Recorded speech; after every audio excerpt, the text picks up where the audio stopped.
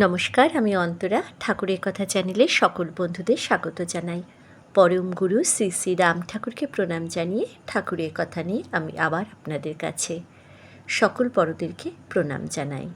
আজকে আমি আমার পর্বে শ্রী শ্রী রাম ঠাকুরের কথা যেমন বলবো, তেমনি ঠাকুরের আরেক রূপ শ্রী শ্রী সত্যনারায়ণেরও কথা বলবো। সঙ্গে থাকবেন। ভগবান নারায়ণ এক এবং অদ্বিতীয়। পুণ্যব্রহ্ম ভগবান নারায়ণী যুগ প্রয়োজনে ভিন্ন ভিন্ন যুগে ভিন্ন ভিন্ন নামে আবির্ভূত হয়েছে এই মায়াময় ধরণীতে। ছয় দর্শনে কয় এক ব্রহ্ম দুই নয়, জন্মজন্য ভিন্ন ভিন্ন নাম। শ্রীমদ্ ভগবদ্গীতায় শ্রী ভগবানের প্রতিশ্রুতি বাক্য, ধর্ম সংস্থাপনায় সম্ভবামি যুগে যুগে। ভগবানের প্রতিশ্রুতি বাক্যের কখনো ব্যভিচার হয়নি। যখনই ধর্মের গ্লানি ও অধর্মে অভ্যুত্থান হয়েছে, তখনই যুগ প্রয়োজনে যুগোপচিত দেহ ধারণ করে ভিন্ন ভিন্ন অবতারের মধ্য দিয়ে দিব্যভাবেই ভগবানের আবির্ভাব হয়েছেন এই মায়াময় সংসারে। শ্রী শ্রী ঠাকুরের কৃপাধন্য কলিকাতা বিশ্ববিদ্যালয়ের ভূতপূর্ব অধ্যাপক ভক্তপ্রভু প্রভাতচন্দ্র চক্রবর্তী তার প্রণীত শ্রী শ্রী রাম স্তোত্রমে তার দিব্য উপলব্ধির যে বর্ণনা দিয়েছেন, তার থেকে বোঝা যায় যে সত্যযুগে নারায়ণ, ত্রেতা যুগে রামচন্দ্র, দাপর যুগে শ্রীকৃষ্ণ, কলিযুগে প্রথম শ্রী গৌরাঙ্গদেব এবং ইদানিং ঘোর কলিযুগে শ্রী শ্রী রাম ঠাকুর এক এবং অভিন্ন। বিভিন্ন যুগে বিভিন্ন পিতামাতাকে অবলম্বন করে পুত্ররূপে তার দিব্য আবির্ভাব। অধুনা সেই এক এবং অভিন্ন ভগবান নারায়ণই শ্রী শ্রী রাম ঠাকুর নামে আবির্ভূত হয়েছেন। শ্রী শ্রী রাম ঠাকুর মর্মে প্রসঙ্গক্রমে ভক্তপ্রভু রাজেন্দ্রনাথ বন্দ্যোপাধ্যায়ও বলেছেন, দিব্য উপলব্ধি নয়, জন্ম তো একবারই হয়, সে বৃন্দাবন হইতে একই আছি। এক, তিনি যুগে যুগে অবতীর্ণ ভগবান নারায়ণ। সত্যনারায়ণ শ্রী শ্রী রাম ঠাকুরের জগৎ কারণ, সেটি অন্যত্র প্রসঙ্গক্রমে তার শ্রীমুখ থেকে ব্যক্ত হয়েছিল এক পরম মুহূর্তে। স্মরণ করা যায় সেই মুহূর্ত, যেদিন ঢাকায় ভক্তগৃহে অবস্থানকালে এক গর্বিত পণ্ডিত উপস্থিত হয়ে অবজ্ঞা ভরে বলেছিলেন, কই গো তোমাদের রাম ঠাকুর, তিনি নাকি ভগবান, তানেরে একবার দেখা যায়। উদ্ধত পণ্ডিতের এই কথা শুনে ঠাকুর শান্তভাবে বাইরে এসে উদাত্ত কণ্ঠে বলেছিলেন, পূর্ণ ব্রহ্ম সনাতন, সৃষ্টি স্থিতি প্রলয় কারণ সত্যনারায়ণ, আমি সেই রাম ঠাকুর। এরপর সেই পণ্ডিতের মহাভাগ্য দর্শন হয়েছিল গীতার 11 অধ্যায়ে বর্ণিত বিশ্বরূপ। চৌমুনির ভাগ্যবান ভক্ত শ্রী শ্রী ঠাকুরের কৃপাধন্য শ্রদ্ধে উপেন্দ্র সাহা মহাশয় কদম্ব বৃক্ষমূলে দণ্ডায়মান শ্রী শ্রী রাম ঠাকুরকে প্রণাম করতে গিয়ে উপরের দিকে তাকিয়ে তাকে শঙ্খচক্র গদা পদ্মধারী চতুর্ভুজ নারায়ণ রূপে দর্শন করার সৌভাগ্য লাভ করেছিলেন। ভক্তপ্রভুর অধ্যাপক প্রভাতচন্দ্র চক্রবর্তী মহাশয়ও শ্রী শ্রী ঠাকুরের মধ্যে বিশ্বরূপ দর্শন করেছিলেন বলে জানা যায়। বর্তমান ঘোর কলিযুগে যখনই ধর্মে গ্লানি, অধর্মে চরম অভ্যুত্থান হয়েছে, যখনই কলিহত জীব নিজের স্বভাব ভুলে দুঃখে পঙ্কে নিমগ্ন, তখনই জীবের দুর্দশা দেখে ভূমান নারায়ণ নেমে এলেন এই মায়াময় ধরণীতে, একেবারে সাধারণ বেশে শ্রী শ্রী রাম ঠাকুর রূপে। জন্ম মরণশীল সংসারে কারাগারে বিষম বিপাক থেকে সগণকে উদ্ধার করে নেবার জন্যেই লোকালয়ে প্রকট হয়েছিলেন দয়া সিন্ধু পূর্ণ ব্রহ্ম সত্যনারায়ণ শ্রী শ্রী রাম ঠাকুর।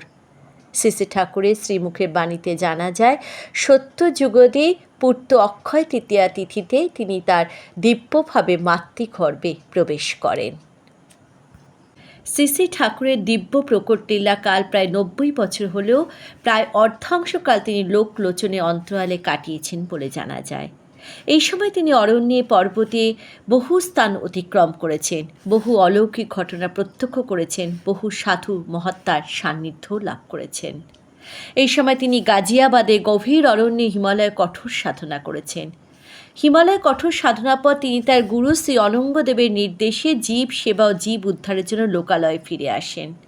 তিনি যখন লোকালয়ে লোকলোচনের সম্মুখে আত্মপ্রকাশ করেন, তখন বহু ভাগ্যবান মানুষ তার দিব্য সান্নিধ্য কৃপার কারণে নবজীবন লাভ করেন।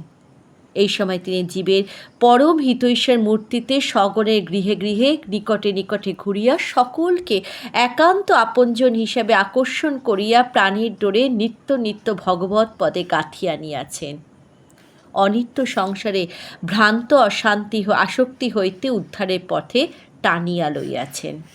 দয়া সিন্ধু শ্রী শ্রী ঠাকুর লোকালয়ে ফিরে এসে 1907 সাল কিংবা 1908 সাল থেকেই পূর্ত অক্ষয় তৃতীয়া তিথিতে প্রকট লীলা সংবরণ পর্যন্ত নিরলসভাবে সংসারে তাপিত গৃহস্থজনে গৃহ হতে গৃহান্তরে ঘুরে ঘুরে কলিহত জীবের শান্তির পথ উদ্ধারের উপায় নির্দেশ করেছেন এবং উচ্চ নীচ ধনী নির্ধন বালক বৃদ্ধ পতিত অপতিত বাঙালি অবাঙালি হিন্দু মুসলমান জাতি ধর্ম বর্ণ নির্বিশেষে সকলকে শ্রীনাম মহামন্ত্র দান করেছেন। শ্রী শ্রী ঠাকুর শ্রীনাম প্রদানের সময় নাম প্রার্থীদের বলতেন, সদা সর্বদা নাম করবেন। এই যে আপনি নাম পাইলেন, এই নামই আপনারে উদ্ধার করিয়া লইয়া যাইব। নামই গুরু। আপনি যদি মনে করেন স্নান করিয়া জামা কাপড় বদলাইয়া ঠাকুরের কাছে যাইবেন এবং নাম করবেন, তাহলে আপনার সর্বদা নাম করা হইব না। ঠাকুর তো নিত্য শুদ্ধ, নিত্য মুক্ত। কত শুদ্ধ হইয়া আপনি তার কাছে যাইবেন? আপনার দেহটা তো ময়লায় ভর্তি, কত শুদ্ধ হইয়া যাইবেন? তাই যখন যে অবস্থায় থাকেন, হাটে থাকেন কি বাজারে থাকেন কিংবা বাসায় যে অবস্থায় থাকেন, নাম করবেন। এই যে দেখেন, সাধু সন্ন্যাসীরা পাহাড় পর্বতে বনে জঙ্গলে তপস্যা করেন। কেন করেন? যাতে আর জন্ম না হয়, এই গতাগতি যাতে না হয়। সংসারে আসা যাওয়া বড়ই কষ্টে, কিন্তু তা বন্ধ করতে নামই পারে। তাই সদা সর্বদা নাম করিবেন। শ্রী শ্রী ঠাকুর তার দেহ রক্ষার পরবর্তীকালে সংসার তাপিত মানুষের কথা চিন্তা করে তাদের নামের আশ্রয় পাওয়ার জন্য মহন্ত মহারাজদের তার শক্তি সঞ্চয়িত শ্রীনাম প্রদানের অধিকার অর্পণ করে গেছেন। তিনি এও বলেছেন, মহন্ত মহারাজেরা যে নাম দেবেন সেই নাম বিফলে যাইবে না।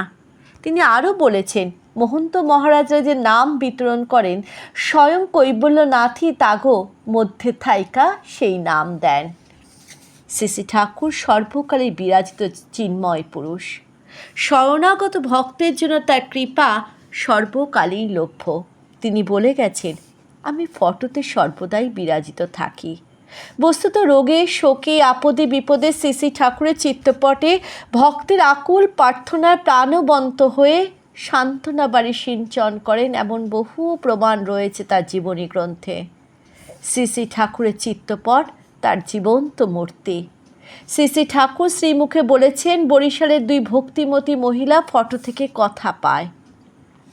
শ্রী শ্রী ঠাকুরের কৃপা ধন্য ভক্ত মোহিনী মোহন শাস্ত্রী ঠাকুর শ্রী শ্রী দয়ানিধি জিউর ঠাকুরের দিব্য আবির্ভাব কিঞ্চিত স্বরূপ লীলা বর্ণনা করে উল্লেখ করেছিলেন। ফটো হতে কথা বলে অদ্ভুত ঘটনা। ফটোতে কদলি খান অপূর্ব বারতা, সত্যপী রূপে কিবা মধুরতা।